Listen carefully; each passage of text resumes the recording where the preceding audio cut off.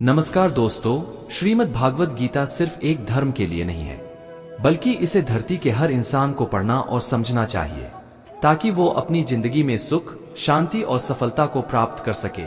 कहा जाता है कि जिस घर में गीता का पाठ हर रोज पढ़ा जाता है या सुना जाता है, उस घर में भगवान श्री कृष्ण आते रहते हैं। दोस्तों, श्रीमद् भागवत गीता एकमात्र ऐसा ग्रंथ है जो मनुष्य को जीने का सही तरीका बताती है। गीता जीवन में धर्म, कर्म और प्रेम का पाठ पढ़ाती है। मित्रों, श्रीमद् भागवत गीता का ज्ञान मानव जीवन और जीवन के बाद का जीवन दोनों के लिए उपयोगी माना गया है। गीता संपूर्ण जीवन दर्शन है और इसका अनुसरण करने वाला व्यक्ति सर्वश्रेष्ठ होता है। भागवत गीता में कुल 18 अध्याय है और 700 श्लोक है, जिसे सभी के लिए पढ़ पाना थोड़ा मुश्किल है। इसीलिए दोस्तों, आज के इस बेहद ही खास वीडियो में हम संपूर्ण गीता सार के बारे में बात करने वाले हैं, जिन्हें जानकर आप श्रीमद् भागवत गीता का सही मतलब समझ पाएंगे। इसलिए इन विचारों को आप हर रोज रात में सोने से पहले सुने। तो चलिए अब देर नहीं करते हुए वीडियो शुरू करते हैं। दोस्तों, भगवान श्री कृष्ण अर्जुन को उपदेश देते हुए कहते हैं कि है अर्जुन, क्यों व्यर्थ चिंता करते हो? किससे व्यर्थ डरते हो? कौन तुम्हें मार सकता है? यह आत्मा अजर अमर है, आत्मान तो मरता है और ना ही जान लेता है, क्योंकि आत्मा अजन्मा, नित्य, सनातन और पुरातन है। दोस्तों, शरीर के मारे जाने पर भी यह नहीं मरता। जिस प्रकार मनुष्य अपने पुराने वस्त्रों को त्याग कर नए वस्त्र धारण करता है, ठीक उसी प्रकार आत्मा पुराने व्यर्थ शरीर को त्याग कर नए शरीर को धारण करती है। आत्मा को शस्त्र काट नहीं सकते और ना अग्नि इसे जला सकती है। जल इसे गीला नहीं कर सकता और ना ही वायु इसे सुखा सकती है। ये प्रकृति का नियम है। दोस्तों, इस सत्य को स्वीकार करके भय मुक्त होकर आज में जीना चाहिए।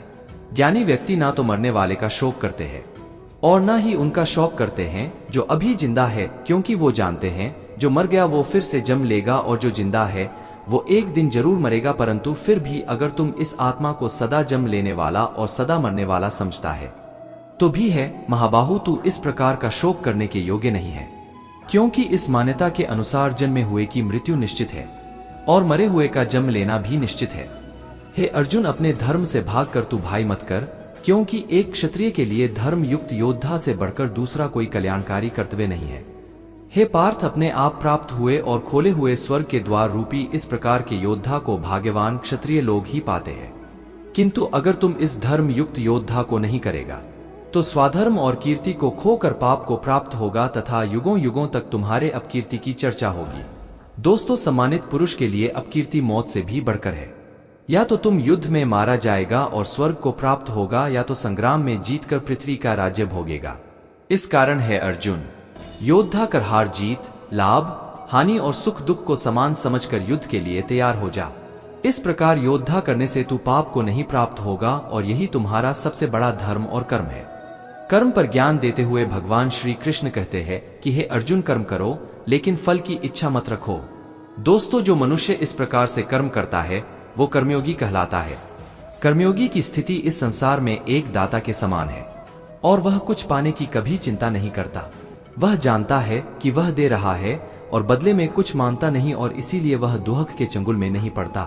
कर्मयोगी कर्म का त्याग नहीं करता है, वह केवल कर्म फल का त्याग करता है और कर्म जनित दुखों से मुक्त हो जाता है। कर्म फल का त्याग कर धर्म निरपेक्ष कार्य का संपादन भी पूजा के समान हो जाता है। संसार का कोई कार्य से अलग नहीं है, इसलिए कार्य की प्रकृति कोई भी हो, निष्काम कर्म सदा ईश्वर को ही समर्पित हो जाता है। पुनर्जन्म का कारण वासनाओं या अतिरिक्त कामनाओं का संचय है। कर्मयोगी कर्मफल के चक्कर में ही नहीं पड़ता, आथ वासनाओं का संचय भी नहीं होता। इस प्रकार कर्मयोगी पुनर्जन्म के बंधन से भी मुक्त हो जाता है। कर्म हमारे आत्मज्ञान को जागृत करता है। इसके बाद हम न केवल अपने वर्तमान जीवन के उद्देश्य को, जीवन के बाद की अपनी गति का पूर्वाभास प्राप्त कर सकते हैं। इस योग में कर्म के द्वारा ईश्वर की प्राप्ति की जाती है। दोस्तों, श्रीमद् भागवत गीता में कर्मयोग को सर्वश्रेष्ठ माना गया है। गृहस्थ और कर्मठ व्यक्ति के लिए ये योग अधिक उपयुक्त है। कर्मयोग का कभी नाश नहीं होता। इसके संस्कार साधक के अंतःकरण में स्थित हो जाते हैं और वे साधक को दूसरे जन्म में पुनः साधन में लगा देते हैं। निष्काम भाव से किए गए कर्मों का विपरीत परिणाम भी नहीं होता है और ऐसा साधक भगवान को प्राप्त हो जाता है। दोस्तों, श्री भगवान कहते हैं कि आसक्ति रहित कर्म वेदों से भी बढ़कर है। वेद भी सिर्फ 3 गुणों में समाप्त हो जाते हैं, उससे आगे वे भी नहीं जानते। उससे आगे है कर्मयोग। श्री भगवान का कहना है कि कर्म करो लेकिन उससे आसक्ति मत रखो। बेहद बड़े जलाशय के प्राप्त हो जाने पर छोटे जलाशय में मनुष्य का जितना प्रयोजन रहता है, उसी तरह से जिसने ब्राह्मण तत्व को समझ लिया तब उसके लिए वेदों की कोई आवश्यकता नहीं रह जाती है। भगवान श्री कृष्ण कहते हैं, श्रेष्ठ पुरुष जैसा आचरण करता है अन्य पुरुष भी वैसा ही आचरण करते हैं। वह जो कुछ प्रमाण देता है, समस्त मनुष्य समुदाय उन्हीं के पद चिन्हों पर अपने रास्ते चुनता है। इसलिए सज्जन व्यक्तियों को सदैव अच्छा व्यवहार करना चाहिए। हे अर्जुन, मेरा इन तीनों लोगों में ना तो कुछ कर्तव्य है और ना ही कोई वस्तु प्राप्त करने योग्य है। फिर भी मैं कर्म में ही बरतता हूँ, अर्थात मैं भी कर्म करते हुए अपने कर्तव्य का निर्वाह करता हूँ। श्री भगवान कहते हैं, हे पार्थ, यदि मैं कर्मों को करने में सावधानी न बरतूं तो बड़ा अनर्थ हो जाएगा, क्योंकि मनुष्य सब प्रकार से मेरे ही मार्ग का अनुसरण करते हैं। इसलिए दोस्तों, यदि मैं कर्म ना करूं तो ये सब मनुष्य नष्ट भ्रष्ट हो जाएंगे और मैं संकरता का करने वाला हो जाऊंगा तथा इस समस्त प्रजा को नष्ट करने वाला बन जाऊंगा। हे भारत, जिनमें समझ नहीं होती वो कर्म में आसक्त होकर कर्म करते हैं। आसक्ति रहित विद्वान को भी चाहिए दोस्तों, वह भी लोगों को सही दिशा दिखाने के लिए उसी प्रकार कर्म करे। जो ज्ञानी है, जिन्हें ईश्वर की सच्चाई मालूम हो चुकी है, उनकी ये जिम्मेदारी बन चुकी है कि उनके काम करने के तरीके से कहीं किसी और के मन में काम करने के प्रति अक्षराधा या अपमान ना पैदा हो जाए दोस्तों, जिससे हर कोई अपना कर्म अपना कर्तव्य करने के लिए प्रेरित हो। वास्तव में संपूर्ण कर्म सब प्रकार से प्रकृति के गुणों द्वारा किए जाते हैं, तो भी जिसका अंतकरण अहंकार से मोहित हो रहा है, ऐसा अज्ञानी मैं करता हूं ऐसा मानता है। तामसिक गुण वाले व्यक्ति आलसी या नींद इसी प्रकार के कर्म करते हैं। राज से गुण वाले बात बात पर शौर्य या बहादुरी दिखाने का काम करते हैं। जो ज्ञानी नहीं होते वो समझते हैं कि सब कुछ वही कर रहे हैं। कर्म में लगे हुए ज्ञानियों को ये जानना चाहिए कि गुण ही उनसे कर्म करवाते हैं, वह खुद कुछ भी नहीं करते। और जो ज्ञानी इस बात को समझ ले तो ये उनकी जिम्मेदारी होती है कि वह अज्ञानियों को समझाए कि कर्म ही उनका धर्म है। श्री कृष्ण अर्जुन से कहते हैं कि तुम मुझे अंतर्यामी परमात्मा में अपने सारे कर्मों को अर्पण कर दे। दोस्तों, जो कोई मनुष्य दोष दृष्टि से रहित और श्रद्धा युक्त होकर मेरे इस मत का सदा अनुसरण करते हैं, वे भी संपूर्ण कर्मों से छूट जाते हैं। परंतु जो मनुष्य मुझ में दोषारोपण करते हुए मेरे इस मत के अनुसार नहीं चलते हैं, उन मूर्खों को तू संपूर्ण ज्ञानों में मोहित और नष्ट हुआ ही समझ। ज्ञानी मनुष्य या योगी किसे कहते हैं, इसके बारे में श्री भगवान बताते हैं कि जब मनुष्य मन में स्थित संपूर्ण कामनाओं को भली भांति त्याग देता है और आत्मा से आत्मा में ही संतुष्ट रहता है, तब वह मनुष्य ज्ञानी या योगी कहलाता है। दुखों की प्राप्ति होने पर जिसके मन में उद्वेग नहीं होता दोस्तों, प्राप्ति में जो सर्वथा स्पृहा रहे थे तथा जिसके राग, भय और क्रोध नष्ट हो गए हैं, ऐसा मनुष्य ज्ञानी कहलाता है। जो मनुष्य सर्वत्र स्नेह रहित होकर शुभ या अशुभ वस्तु को प्राप्त होकर न प्रसन्न होता है और न द्वेष करता है, वह ज्ञानी है। जिस प्रकार कछुआ सब ओर से अपने अंगों को समेट लेता है, वैसे ही जब कोई मनुष्य इंद्रियों के विषय से इंद्रियों को सब प्रकार से हटा लेता है, तब वह स्थिर बुद्धि मनुष्य ज्ञानी के समान है, ऐसा समझना चाहिए। इसलिए साधक को चाहिए वो उन संपूर्ण इंद्रियों को वश में करके समाहित चित होकर मेरा ध्यान करे, क्योंकि दोस्तों, जिस पुरुष की इंद्रिया वश में होती है उसी की बुद्धि स्थिर हो जाती है। विषयों का चिंतन करने वाले पुरुष की उन विषयों में आसक्ति हो जाती है। आसक्ति से उन विषयों की कामना उत्पन्न होती है और कामना में विघ्न पड़ने से क्रोध उत्पन्न होता है। क्रोध से भ्रम पैदा होता है। स्मृति में भ्रम हो जाने से बुद्धि का नाश हो जाता है और बुद्धि का नाश हो जाने से उस पुरुष का पतन हो जाता है। दोस्तों, जिस प्रकार हवा के झोंके नाव को भटका देती है, ठीक उसी प्रकार मनुष्य की इंद्रिया उसकी बुद्धि को भटका देती है। इसलिए है महाबाहु, जिस पुरुष की इंद्रिया उसके बस में होती है उसी की बुद्धि स्थिर है और वही पुरुष योगी या ज्ञानी कहलाता है। भगवान श्री कृष्ण कहते हैं कि व्यक्ति को सदैव बुराई से बचकर रहना चाहिए, क्योंकि अगर कोई बुरा कर्म करता है तो वह कर्म उसको अपने जीवन में भोगना ही पड़ता है।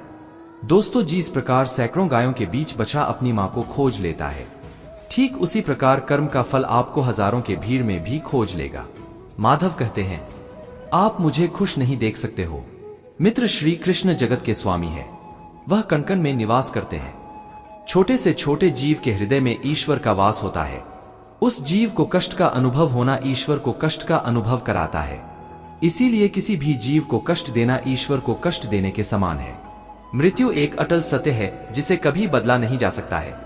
दोस्तों, जब मृत्यु का चक्र चलता आ रहा है, जिस प्रकार मनुष्य अपने पुराने वस्त्रों को त्याग कर नए वस्त्र धारण करता है, दोस्तों ठीक उसी प्रकार आत्मा पुराने व्यर्थ शरीर को त्याग कर नए शरीर को धारण करती है। यह प्रकृति का नियम है। श्री कृष्ण कहते हैं, जिस प्रकार समुद्र की स्थिति अचल है, भारी से भारी आंधी तूफान आने पर या अनेक नदियों के जल प्रवाह उसमें प्रविष्ट होने पर भी वो अपनी स्थिति से विचलित नहीं होता, मर्यादा का त्याग नहीं करता, उसी प्रकार परमात्मा के स्वरूप में स्थित योगी की स्थिति भी सर्वथा अचल होती है। दोस्तों, बड़े से बड़े सांसारिक सुख दुखों का सहयोग वियोग होने पर भी उसकी स्थिति में जरा भी अंतर नहीं पड़ता। वह योगी परमात्मा में नित्य निरंतर अटल और एक रस स्थित रहता है। जो मनुष्य संपूर्ण कामना को त्याग कर ममता रहे, अहंकार रहित और स्प्रेह रहित होकर विचरण करता है, वही मनुष्य शांति को प्राप्त कर पाता है। मन पर नियंत्रण रखना जरूरी है। दोस्तों, मनुष्य का मन वायु की तरह चंचल है। यह मन ही है जो मनुष्य को काम वासनाओं की तरफ भटकाता रहता है। अगर जीवन को सफल बनाना है तो मन पर काबू करना बहुत जरूरी है। मन को वश में करने से दिमाग की शक्ति केंद्रित होती है, जिससे कार्यों में सफलता मिलने लगती है। गीता के अनुसार जिस व्यक्ति ने अपने मन पर काबू पा लिया, वह मन में पैदा होने वाली बेकार की चिंताओं और इच्छाओं से भी दूर रहता है। साथ ही व्यक्ति अपने लक्ष्य को भी आसानी से प्राप्त कर लेता है। दोस्तों, अगर मन को वश में नहीं करोगे तो वह तुम्हारा सबसे बड़ा शत्रु बन जाएगा। हमेशा शक करने वाला व्यक्ति कभी शांति प्राप्त नहीं कर पाता है। इसलिए संदेह करने से बचे। अधिक संदेह करने से मन की शांति भंग हो जाती है और व्यक्ति भ्रमित होकर अपने संबंधों को नष्ट कर डालता है। जो हुआ वो अच्छा हुआ, जो हो रहा है वो अच्छा हो रहा है, जो होगा वह भी अच्छा ही होगा। तुम भूत का पश्चाताप ना करो, भविष्य की चिंता ना करो। दोस्तों, अभी तो वर्तमान चल रहा है। तुम्हारा क्या गया जो तुम रोते हो? तुम क्या लाए थे जो तुमने खो दिया? तुमने क्या पैदा किया था जो नाश हो गया? ना तुम कुछ लेकर आए ना कुछ लेकर जाओगे। जो लिया यहीं से लिया, जो दिया यहीं पर दिया, जो लिया इसी संसार से लिया, जो दिया इसी संसार को दिया। तुम खाली हाथ आए थे और खाली हाथ चले जाओगे। जो आज तुम्हारा है कल वो किसी और का था, परसों किसी और का होगा। तुम इसे अपना समझकर मग्न हो रहे हो। दोस्तों, बस यही प्रसन्नता तुम्हारे दुखों का कारण है। परिवर्तन संसार का नियम है। एक क्षण में तुम करोड़ों के स्वामी बन जाते हो, दूसरे ही क्षण में तुम दरिद्र हो जाते हो। दोस्तों, भगवान श्री कृष्ण कहते हैं कि मैं ही सबकी शुरुआत हूँ। मैं शुरुआत से पहले भी था और सब खत्म होने के बाद भी रहूंगा। सब मुझ में है और मैं सब में हूँ। ये धरती, चंद्रमा, सूरज, मिट्टी, हवा, पानी सब मैंने बनाए हैं। मैंने ही भगवान, शैतान, राक्षस और इंसान बनाया। मैं ही ब्रह्मा हूँ, मैं ही विष्णु हूँ और मैं ही महेश हूँ। मैं धरती की मधुर सुगंध हूँ, मैं अग्नि की उष्मा हो, सभी जीवित प्राणियों का जीवन और सन्यासियों का आत्म संयम भी मैं ही हूँ। मैं ही सबका पालन पोषण करता हूँ और मैं ही सबका विनाश करता हूँ। मैं धरती के सभी प्राणियों को जानता हूँ, लेकिन वास्तविकता में मुझे कोई नहीं जानता। दोस्तों, जब जब इस धरती पर पाप, अहंकार और अधर्म बढ़ेगा तो उसका विनाश कर पुनः धर्म की स्थापना करने हेतु मैं अवश्य अवतार लेता रहूंगा। कान्हा कहते हैं, जिस प्रकार प्रकाश की ज्योति अंधेरे में चमकती है, ठीक उसी प्रकार सत्य भी चमकता है। इसलिए मनुष्य को हमेशा सत्य की राह पर चलना चाहिए। तन सुंदर मन को आकर्षित करती है, जबकि स्वभाव की सुंदरता हृदय को आकर्षित करती है। इसीलिए मनुष्य का स्वभाव हमेशा निर्मल होना चाहिए। कौन क्या कर रहा है, कैसे कर रहा है और क्यों कर रहा है, इन सबसे आप जितना दूर रहेंगे उतना ही खुश रहेंगे। मनुष्य अपने हृदय से जो दान कर सकता है वो अपने हाथों से नहीं कर सकता, और मौन रहकर जो कुछ वो कह सकता है वो शब्दों से नहीं कह सकता।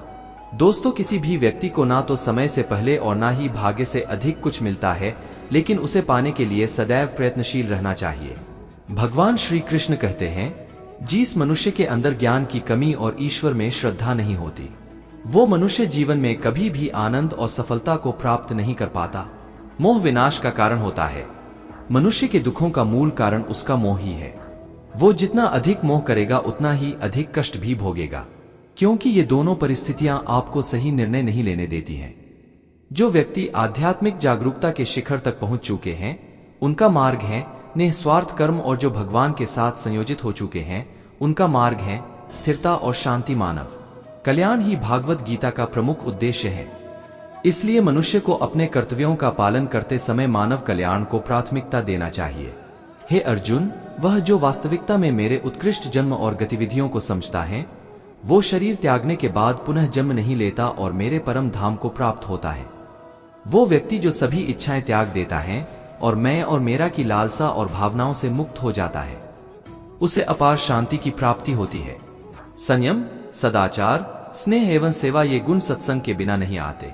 दोस्तों, ईश्वर से किए गए प्रार्थना से इंसान की परिस्थिति या तकदीर बदले या ना बदले, पर उस प्रार्थना से इंसान के चरित्र में जरूर बदलाव आता है।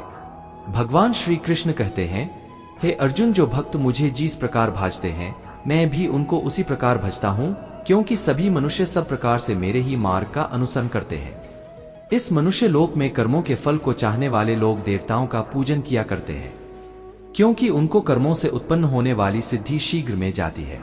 ब्राह्मण, क्षत्रिय, वैश्य और इन 4 वर्णों का समूह गुण और कर्मों के अनुसार मेरे द्वारा रचा गया है। दोस्तों, इस प्रकार वो सृष्टि रचना दी, कर्म का कर्ता होने पर भी मुझ अविनाशी परमेश्वर को तू वास्तव में अकर्ता ही जान, जिसने अपने मन और इंद्रियों को जीत लिया है। दोस्तों, जिसने समस्त भोगों की सामग्री का परित्याग कर दिया है, ऐसा आशा रहित पुरुष केवल शरीर संबंधी कर्म करता हुआ भी पापों को नहीं प्राप्त होता है।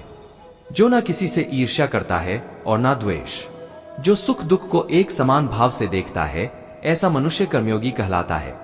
जिसकी आसक्ति सर्वथा नष्ट हो गई है, जो अपने देह पर अभिमान नहीं करता और जो ममता से रहित हो गया है, जिसका चित्त निरंतर परमात्मा के ज्ञान में स्थित रहता है, वैसा कर्मयोगी अपना कर्म यज्ञ की तरह करता है और मोक्ष को प्राप्त होता है, जो अपना सब कुछ परमात्मा को अर्पित कर देता है।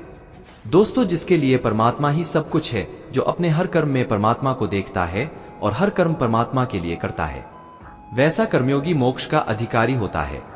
कान्हा कहते हैं, अपनी इंद्रियों को वश में करने का सबसे बड़ा तरीका है ज्ञान। ज्ञान से ही योगी लोग अपने मन को नियंत्रण में करते हैं। जब भी कोई बुरा विचार आता है तो उनका ज्ञान ही उसे बताता है कि उनका लक्ष्य यह नहीं है।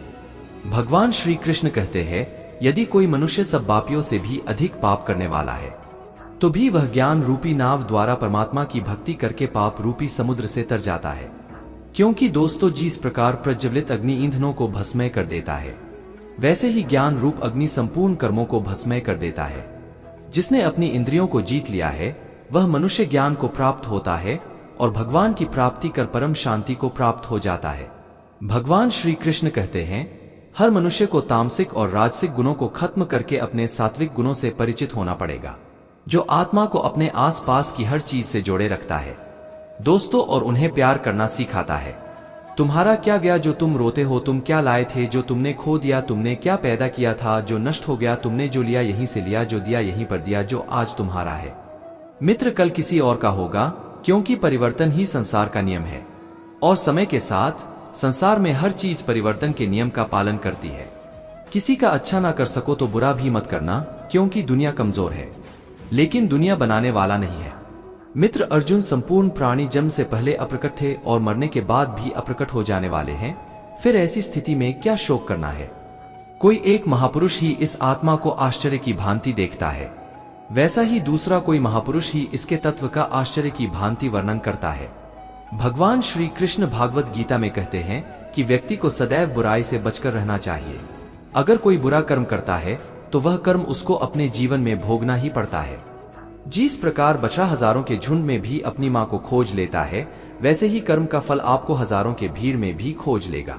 माधव कहते हैं, किसी जीव को कष्ट देकर आप मुझे खुश नहीं देख सकते हो। श्री कृष्ण जगत के स्वामी हैं, वह कर्ण कर्ण में निवास करते हैं। मित्र, छोटे से छोटे जीव के हृदय में ईश्वर का वास होता है। उस जीव को कष्ट का अनुभव होना ईश्वर को कष्ट का अनुभव कराता है। अर्थात किसी जीव को कष्ट देकर अपने ईश्वर को खुश कैसे देख सकते हैं। मनुष्य हमेशा अपने भाग्य को कोसता है, यह जानते हुए भी कि भाग्य से भी ऊंचा उसका कर्म है जो उसके स्वयं के हाथों में है। दोस्तों, जितना इंतजार पर महात्मा आपसे करवा रहा है, समय आने पर वो इतना देगा कि संभाल भी नहीं पाओगे। कोई आपका साथ ना दे तो निराश मत होना, क्योंकि परमात्मा से बड़ा हमसफर कोई नहीं होता। विश्वास के बगैर इस दुनिया में कोई भी रिश्ता ज्यादा देर तक कायम नहीं रह सकता।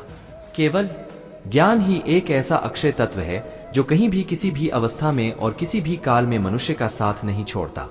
धरती पर जिस प्रकार मौसम में बदलाव आता है, उसी प्रकार जीवन में भी सुख दुख आता जाता रहता है। दोस्तों, युद्ध हो या जीवन, सफलता केवल 3 शस्त्रों से प्राप्त होती है: धर्म, धैर्य और साहस। कोई भी मनुष्य जन से नहीं बल्कि अपने कर्मों से महान बनता है। कुछ पाना है तो खुद पर भरोसा कीजिए। क्योंकि सहारे कितने भी सच्चे और अच्छे हो साथ छोड़ ही जाते हैं। मित्र गरीब है या अमीर मायने नहीं रखता, बल्कि वो आपके बुरे समय में आपका साथ कितना देता है यह मायने रखता है। धर्म चाहे जो भी हो, अच्छे इंसान बनो, हिसाब हमारे कर्म का होगा, धर्म का नहीं। प्रकृति के 3 गुण सत्व गुण, राजगुण और तम गुण से उत्पन्न होने वाले भाव, उन सबको तुम मुझसे उत्पन्न होने वाला समझ, परंतु प्रकृति के गुण मेरे अधीन रहते हैं, मैं उनके अधीन नहीं हूं। दोस्तों, प्रकृति के इन तीनों गुणों से उत्पन्न भावों द्वारा संसार के सभी जीव मोहग्रस्त रहते हैं, इस कारण वे मुझ परम अविनाशी को नहीं जान पाते हैं। हे अर्जुन, इन तीनों दिव्य गुणों से युक्त मेरी माया को पार कर पाना असंभव है, परंतु जो मनुष्य मेरे शरणागत हो जाते हैं वह मेरी इस माया को आसानी से पार कर जाते हैं। मनुष्यों में अधर्मी और दुष्ट स्वभाव वाले मूर्ख लोग मेरी शरण ग्रहण नहीं करते हैं। दोस्तों, ऐसे नास्तिक स्वभाव धारण करने वालों का ज्ञान मेरी माया द्वारा हर लिया जाता है। बुद्धिहीन मनुष्य मुझ अप्रकट परमात्मा को मनुष्य की तरह जन्म लेने वाला समझते हैं, इसलिए वह मेरे सर्वश्रेष्ठ अविनाशी स्वरूप के परम प्रभाव को नहीं समझ पाते हैं। मैं सभी के लिए प्रकट नहीं हूं, क्योंकि मैं अपनी योग माया द्वारा आच्छादित रहता हूं, इसलिए यह मूर्ख मनुष्य मुझ अविनाशी परमात्मा को नहीं समझ पाते हैं। जो मनुष्य जीवन के अंत समय में मेरा ही स्मरण करता हुआ शारीरिक बंधन से मुक्त होता है, वह मेरे ही भाव को अर्थात मुझको ही प्राप्त होता है। दोस्तों, इसमें कुछ भी संदेह नहीं है। हे कुंती पुत्र, मनुष्य अंत समय में जीस भाव का स्मरण करता हुआ शरीर का त्याग करता है, वो उसी भाव को ही प्राप्त होता है। इसलिए हे अर्जुन, तू हर समय मेरा ही स्मरण कर मन बुद्धि से मेरे शरणागत होकर तू निश्चित रूप से मुझको ही प्राप्त होगा। हे प्रथा पुत्र, जो मनुष्य बिना विचलित हुए अपनी चेतना अर्थात आत्मा से योग में स्थित होने का अभ्यास करता है, वो निरंतर चिंतन करता हुआ उस दिव्य परमात्मा को ही प्राप्त होता है। दोस्तों, मनुष्य को उस परमात्मा के स्वरूप का स्मरण करना चाहिए जो कि सभी को जानने वाला है, पुरातन है, जगत का नियंता है, सूक्ष्म से भी अति सूक्ष्म है, सभी का पालन करता है, अकल्पनीय स्वरूप है, सूर्य के समान प्रकाशमान है और अंधकार से परे स्थित है। दोस्तों, जो मनुष्य मृत्यु के समय अचल मन से भक्ति में लगा हुआ योग शक्ति के द्वारा प्राण को दोनों भौहों के माध्यम पूर्ण रूप से स्थापित कर लेता है, वह निश्चित रूप से परमात्मा के उस परम धाम को ही प्राप्त होता है। हे प्रथा पुत्र अर्जुन, जो मनुष्य मेरे अतिरिक्त अन्य किसी का मन से चिंतन नहीं करता है और सदैव निमित्त रूप से मेरा ही स्मरण करता है, उस निमित्त रूप से मेरी भक्ति में स्थित भक्त के लिए मैं सरलता से प्राप्त हो जाता हूँ। दोस्तों, मुझे प्राप्त करके उस मनुष्य का इस दुख रूपी अस्तित्व रहित क्षण भंगुर संसार में पुनर्जन्म कभी नहीं होता है, बल्कि वह महात्मा परम सिद्धि को प्राप्त करके मेरे परम धाम को प्राप्त होता है।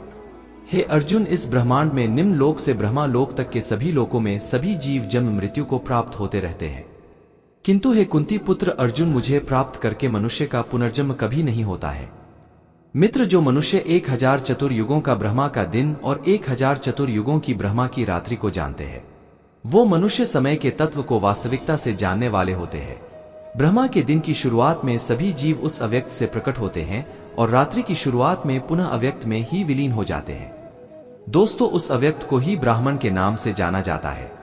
हे प्रथा पुत्र, वही यह समस्त जीवों का समूह बार बार उत्पन्न और विलीन होता रहता है। ब्रह्मा की रात्रि के आने पर विलीन हो जाता है और दिन के आने पर अपने आप प्रकट हो जाता है, लेकिन उस अव्यक्त ब्राह्मण के अतिरिक्त शाश्वत परम अव्यक्त पर ब्रह्मा है। वह पर ब्रह्मा सभी जीवों के नाश होने पर भी कभी नष्ट नहीं होता है। जैसे वेदों में अव्यक्त अविनाशी के नाम से कहा गया है, उसी को परम गति कहा जाता है। दोस्तों, जिसको प्राप्त करके मनुष्य कभी वापस नहीं आता है, वही मेरा परम धाम है। हे कुंती पुत्र, कल्प के अंत में सभी प्राणी मेरी प्रकृति में प्रवेश करके विलीन हो जाते हैं और अगले कल्प के आरंभ में उनको अपनी इच्छा शक्ति से मैं फिर उत्पन्न करता हूँ। 84 लाख योनियों में सभी प्राणी अपनी इच्छा शक्ति के कारण बार बार मेरी इच्छा शक्ति से विलीन और उत्पन्न होते रहते हैं। ये सभी पूर्ण रूप से खुद ही मेरी इच्छा शक्ति के अधीन होते हैं, अर्थात मेरी प्रकृति के अधीन होते हैं। हे धनंजय, ये सभी कर्म मुझे बाध नहीं पाते हैं, क्योंकि मैं उन कार्यों में बिना किसी फल की इच्छा से उदासीन भाव में स्थित रहता हूँ। हे कुंती पौत्र, मेरी अधीनता में मेरी अपरा शक्ति सभी चर तथा अचर जीव उत्पन्न और विनिष्ट करती रहती है। इसी कारण से यह संसार परिवर्तनशील है। मूर्ख मनुष्य मुझे अपने ही सामान जन्म मृत्यु को प्राप्त होने वाला समझते हैं, इसलिए वह सभी मनुष्य जीवात्माओं का परम ईश्वर वाले मेरे स्वभाव को नहीं समझ पाते हैं। दोस्तों, ऐसे मनुष्य कभी ना पूर्ण होने वाली आशा में, कभी ना पूर्ण होने वाले कर्मों में और कभी न प्राप्त होने वाले ज्ञान में मोहग्रस्त होकर मेरी मोहने वाली भौतिक प्रकृति की ओर आकृष्ट होकर निश्चित रूप से राक्षसी प्रवृत्ति और आसुरी स्वभाव धारण किए रहते हैं।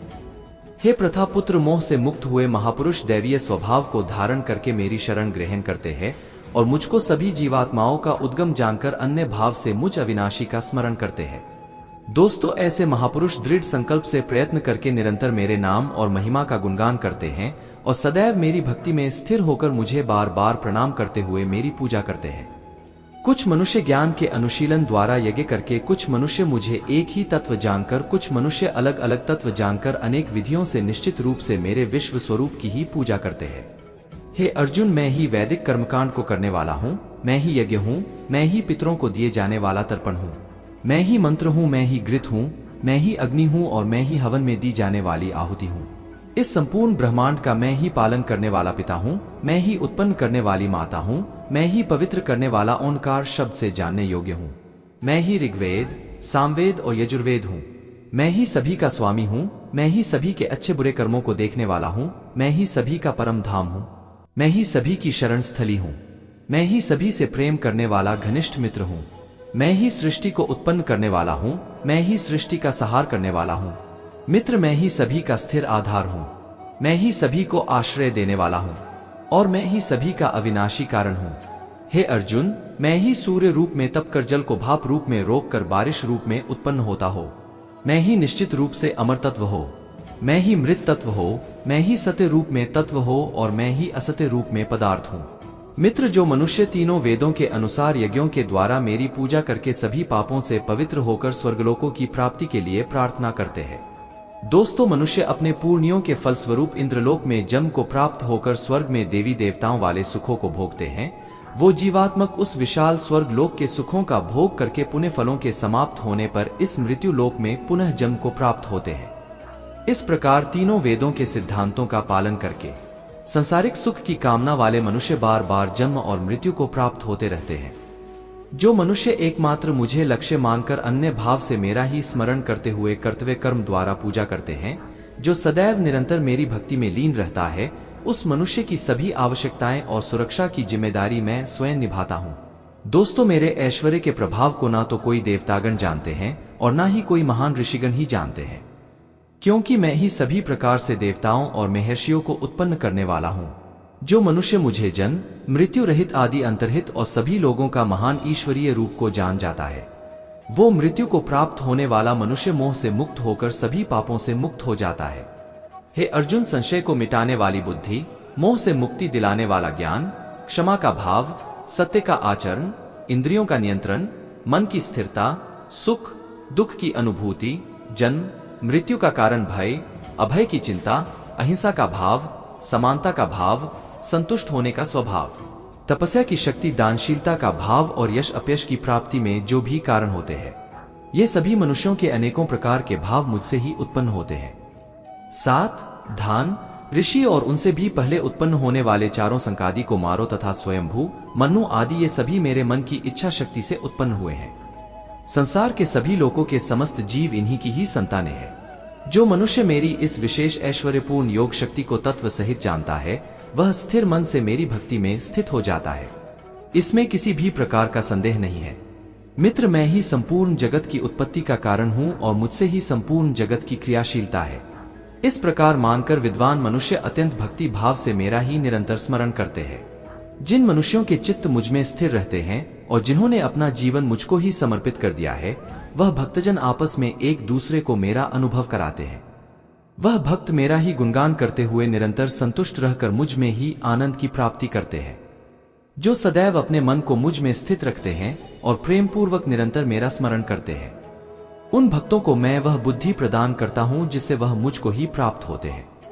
बुरे लोग हमेशा बुरे कर्म करते हैं, फिर भी वह जीवन में सुखी और संपन्न रहते हैं, जबकि अच्छे लोग जीवन भर अच्छे कर्म करते हैं, फिर भी उसे अपमान और दर्द ही मिलता है। अक्सर लोगों के मन में ऐसा सवाल रहता है कि जो लोग अच्छे कर्म करते हैं वह परेशान रहते हैं। दोस्तों, वही जो बुरे कर्म करते हैं वह खुशी से रह रहे होते हैं। अच्छे कर्म करने वाले परेशान होते हैं कि आखिर उन्हें इतनी परीक्षा क्यों देनी पड़ रही है, जबकि जो अधर्म की राह में है वह खुश है और जिंदगी का लुत्फ उठा रहे हैं। दोस्तों, अगर आपके मन में भी ये सवाल आया है तो आज आप इसका जवाब सुन लीजिए। जवाब वो है जो भागवत गीता में लिखा है और श्री कृष्ण ने अर्जुन को दिया था। भागवत गीता में वर्णित कथा के अनुसार जब भी अर्जुन के मन में कोई दुविधा होती थी तो वो श्री कृष्ण के पास पहुंच जाते थे। एक बार की बात है, अर्जुन ने भगवान श्री कृष्ण के समीप आकर कहा कि वो दुविधा में है और इसका जवाब वो श्री कृष्ण से चाहते हैं। श्री कृष्ण ने पूछा कि क्या सवाल है। अर्जुन ने कहा, मुझे ये जानना है कि अच्छे लोगों के साथ हमेशा बुरा ही क्यों होता है, वही बुरे लोग खुशहाल देखते हैं। अर्जुन के मुंह से ऐसी बातें सुनकर श्री कृष्ण मुस्कुराए और कहा, मनुष्य जैसा सोचता है, बल्कि अज्ञानता की वजह से वो सच्चाई नहीं समझ पाता है। अर्जुन उनकी ये बात समझ नहीं पाए। इसके बाद श्री कृष्ण ने क्या कहा वो जानते हैं। दोस्तों, श्री कृष्ण कहते हैं कि ने अर्जुन से कहा कि है पार्थ, मैं तुम्हें एक कथा सुनाता हूं, उसे सुनकर तुम समझ जाओगे कि हर प्राणी को उसके कर्म के हिसाब से ही फल मिलता है। प्रकृति हर किसी को अपनी राह चुनने का मौका देती है। अब वो मनुष्य की इच्छा पर निर्भर करता है कि उसे धर्म की राह चुनी है या अधर्म की कथा शुरू करते हुए श्री कृष्ण ने कहा, एक नगर में दो पुरुष रहा करते थे। एक पुरुष व्यापारी था जिसके जीवन में धर्म की बहुत महत्ता थी, पूजा पाठ में यकीन रखता था। वो हर रोज मंदिर जाता था और दान धर्म भी करता था और हर रोज भगवान की पूजा करता था। वही दूसरा पुरुष बिल्कुल विपरीत था। वो हर रोज मंदिर तो जाता था लेकिन पूजा करने नहीं बल्कि मंदिर के बाहर से जूते चप्पल चुराने। उसे दान और धर्म से कोई लेना देना नहीं था। समय बीतता गया और एक दिन बहुत जोर की बारिश हो रही थी। दोस्तों, इस वजह से मंदिर में पुजारी के अलावा कोई नहीं था। ये बात जब दूसरे पुरुष को पता चली तो उसने कहा कि यह सही मौका है मंदिर का धन चुराने का। पंडित से नजर बचाकर उसने मंदिर का सारा धन चुरा लिया। उसी समय धर्म कर्म में विश्वास रखने वाला व्यक्ति भी मंदिर पहुंचा। दुर्भाग्य से मंदिर के पुजारी ने उसे ही चोर समझ लिया और चिल्लाने लगे। वहां लोग एकत्र हो गए और उसे बहुत मारा। किसी तरह वो बचते बचाते वहां से निकला तो दुर्भाग्य ने उसका साथ वहां भी नहीं छोड़ा। मंदिर के बाहर वो एक गाड़ी से टकरा गया और घायल हो गया। दोस्तों, फिर वो व्यापारी लंगड़ाते हुए घर जाने लगा तो रास्ते में उसकी मुलाकात उस पुरुष से हुई जिसने मंदिर से धन चुराया था। उसने कहा, आज तो मेरी किस्मत चमक गई, एक साथ इतना सारा धन मिल गया। ये सब देखकर उसे बहुत बुरा लगा और उसने अपने घर से भगवान की सारी तस्वीरें निकाल दी। कुछ सालों बाद दोनों की पुरुषों की मृत्यु हो गई। मरने के बाद जब दोनों यमराज की सभा में पहुंचे और भले पुरुष ने दूसरे व्यक्ति को देखा तो उसे बहुत गुस्सा आया। उसने क्रोधित होकर यमराज से पूछ ही लिया, मैं तो हमेशा अच्छे कर्म करता था, दान में विश्वास रखता था। दोस्तों, उसके बदले जीवन भर मुझे अपमान और दर्द ही मिला और इस व्यक्ति को नोटों से भरी पोटली, आखिर ऐसा भेदभाव क्यों? इस पर यमराज ने कहा, पुत्र तुम गलत समझ रहे हो। जिस दिन तुम्हारी गाड़ी से टक्कर हुई थी वो दिन तुम्हारे जीवन का आखिरी दिन था, परंतु तुम्हारे अच्छे कर्मों की वजह से तुम इस दुष्ट व्यक्ति के बारे में जानना चाहते हो। दरअसल इसके भाग्य में राज्य योग था, मगर इसके कुकर्मों और अधर्म की वजह से वह सिर्फ एक छोटी सी धन की पोटली में बदल गया। श्री कृष्ण अर्जुन से कहते हैं, पार्थ, क्या अब तुम्हें तुम्हारे सवाल का जवाब मिल गया?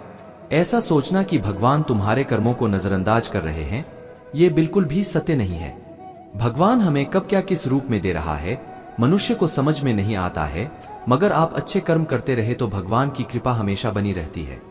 इसलिए अपने अच्छे कर्मों को बदलना नहीं चाहिए, क्योंकि उसका फल हमें इसी जीवन में मिलता है।